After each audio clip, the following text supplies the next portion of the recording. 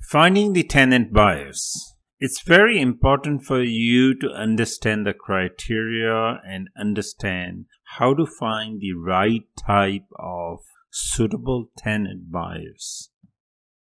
We'll talk about how to find the tenants in this training. It's not that difficult. It's not as difficult as you might think to find the tenant buyers. When looking for the tenant buyers, we want someone with good income, bad credit, and the necessary deposit. The tenant buyer situation is cannot qualify for a mortgage and are looking for alternative. Finding the tenant buyer can be accomplished in a variety of ways, which we'll discuss further. You can post ads online, on social media, ask friends, hire professionals to help you. I've tried traditional methods or traditional marketing for a while, but it doesn't seem to be working any longer. I prefer ads on social media platforms like Facebook, YouTube, and when I say online advertising, you should also look at the email campaigns, which still works tremendously, and building up your database of distressed owners and all that, and with the webinar campaign. You need a good webinar so that people can learn about you, who you are, and what you do. Because if you have something like an advocate, which can be a webinar, which explains people who you are and what you do, and you drive traffic to that landing page and to that webinar using Facebook pay-per-click ads or Google pay-per-click ads, and you will have a continuous flow of potential clients.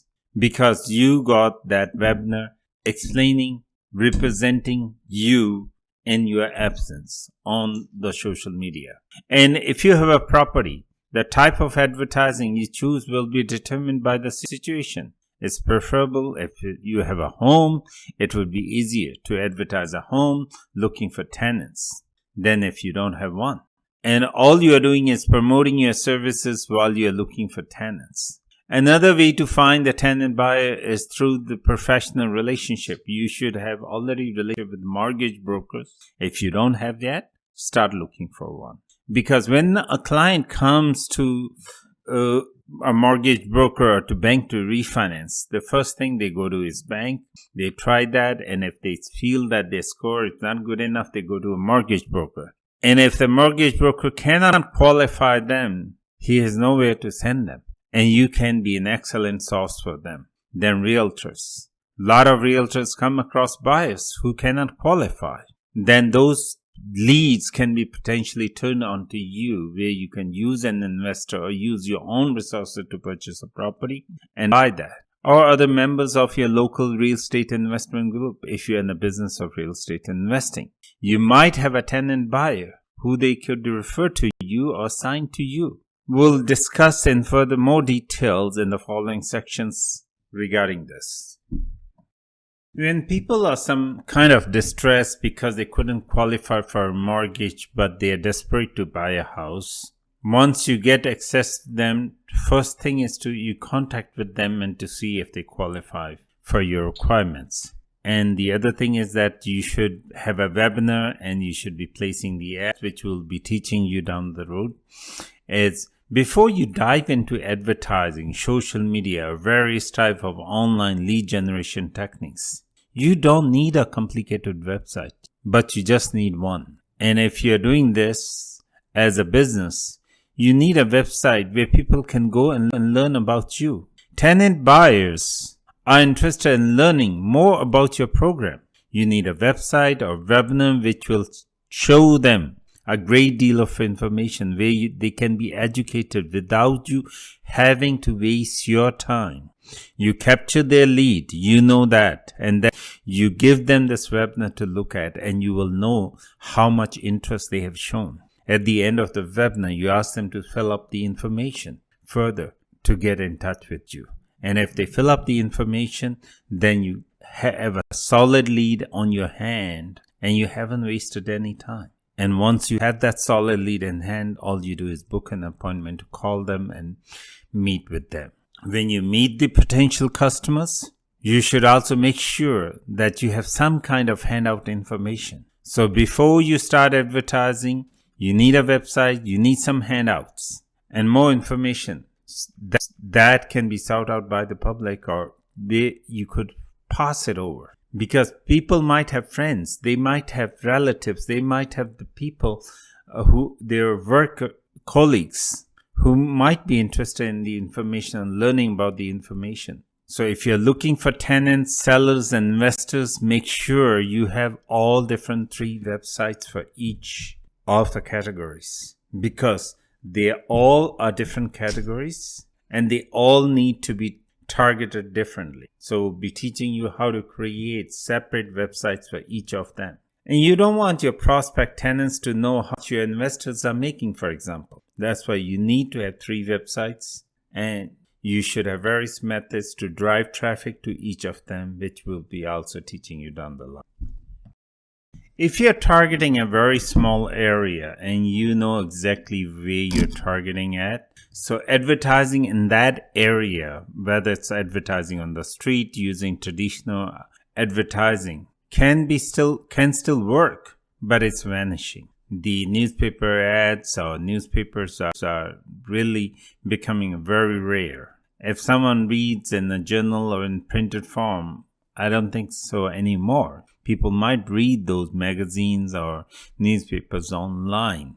You might put classified ads on the internet.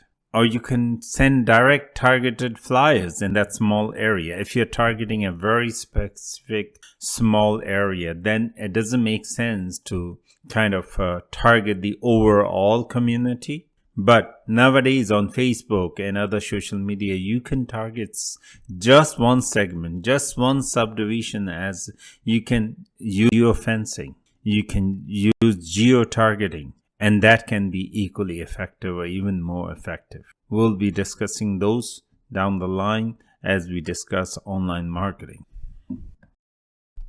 Advertising on the internet. When it comes to online advertising, it's totally a whole different ball game. Craigslist is probably you are familiar with, and Canada Kijiji, the classified ads. I'm sure there are a bunch of other websites specific to your area. For sale by owner, FSBO sites are the websites where people advertise themselves to sell, and they're looking for buyers or tenants.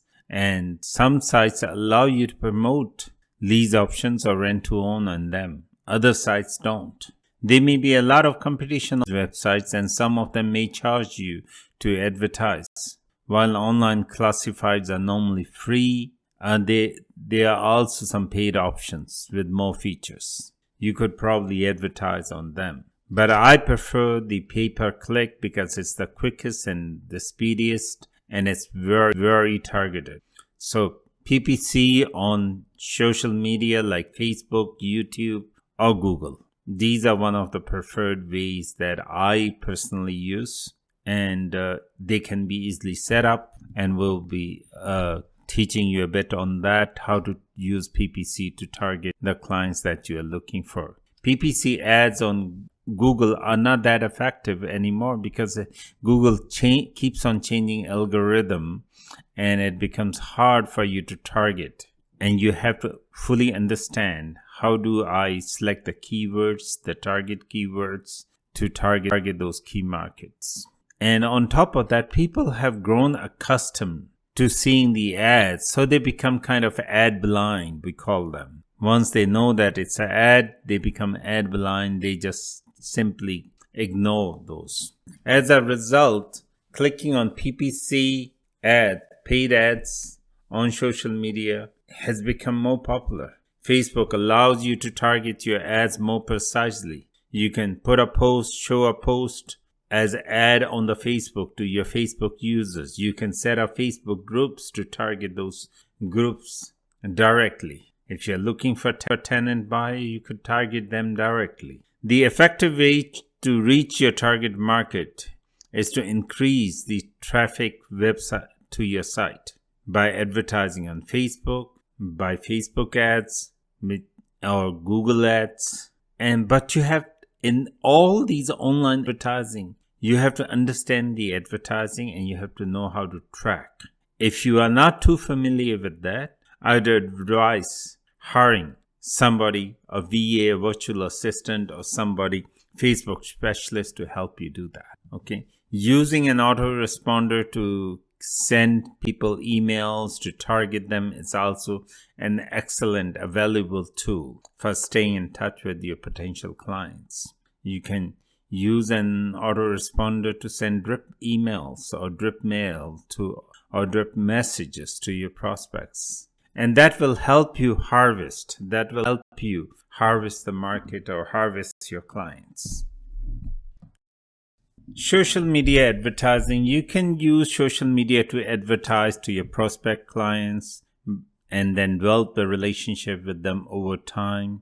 And you need to start creating blogs or other social media posts, or you can have a YouTube channel, or you could have a website and publish them on your Facebook and on some blogs to keep, or you can use some techniques on Twitter. But all these techniques, according to me, they are old, slow way of finding the clients. I personally prefer straightforward, simple Facebook ads and directed directly to your webinar. We'll teach you how to create that webinar, and on that webinar, you are targeting the people who are in need of your services. And that webinar will be so good that it will explain, it will build up the relationship for you, it will build your reputation with the tenant buyer.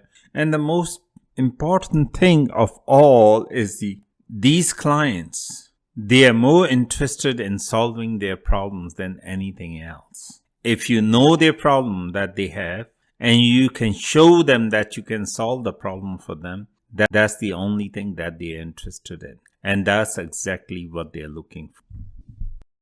So the secret of the ALP system success is very simple. Ads. Social media ads, Facebook ads, or YouTube ads. Very simple, straight ads. Directing the clients, the potential clients, to your webinar. A roughly 35 to 45 minute webinar which builds up your reputation.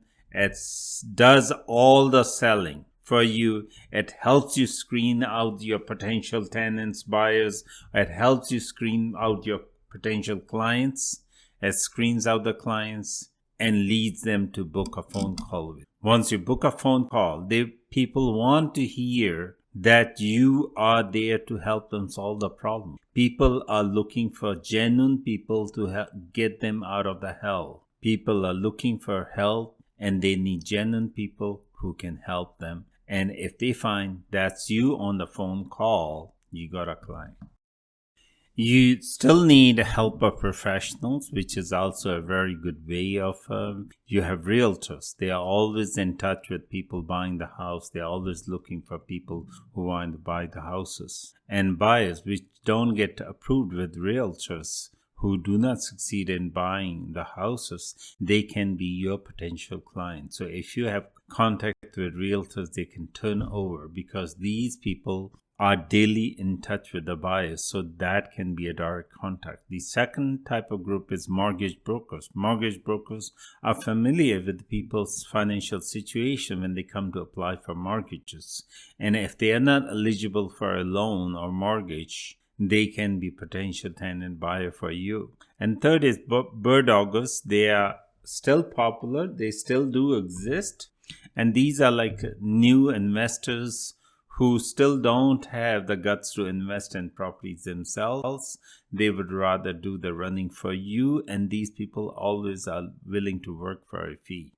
And this can range from $500 up to a few $1,000s. So it's up to you to use whichever technique. I prefer online, but at the same time, I definitely do develop professionals. So once you develop a relationship with these professionals, you will have a constant flow because they are benefiting from the relationship with you as well.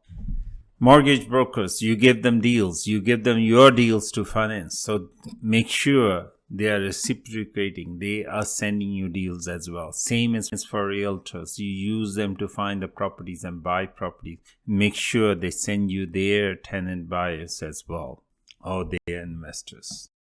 It's always good to build up the relationship in similar industries like financial sector where you have financial planners, bankers, insurance agents, because you are using these people all the time. So it's good to build the relationship with these people so that they could refer you to the potential, whether it's tenant buyers, whether it's sellers, whether it's investors.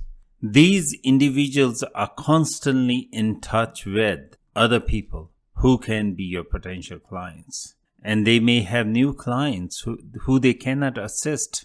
And these people can have financial difficulty and they may require assistance. Or can be credit counselors are the other group of people that you can obtain referrals from, because credit counselors are always coming across people who are thinking of declaring bankruptcy or consumer proposal. And they may not have to do that if you are able to help them. And they might be able to refer those clients to you, and you might help them repurchase or whether it's rent to own or refinance, or convince them to do become a tenant buyer and lease buyback situation, etc. So the situation for each client is very fluid. When you're looking for tenant buyers, there are lots of ways of finding tenant buyers, more than what we have mentioned here. As we say, when you have a distressed situation of a tenant buyer and is being foreclosed, they might want to lease back from you. They might want to sell you the property and lease back to you. Okay, so there are a lot of situations. So you have to be flexible when negotiating and see whether it's mutually beneficial for all parties involved.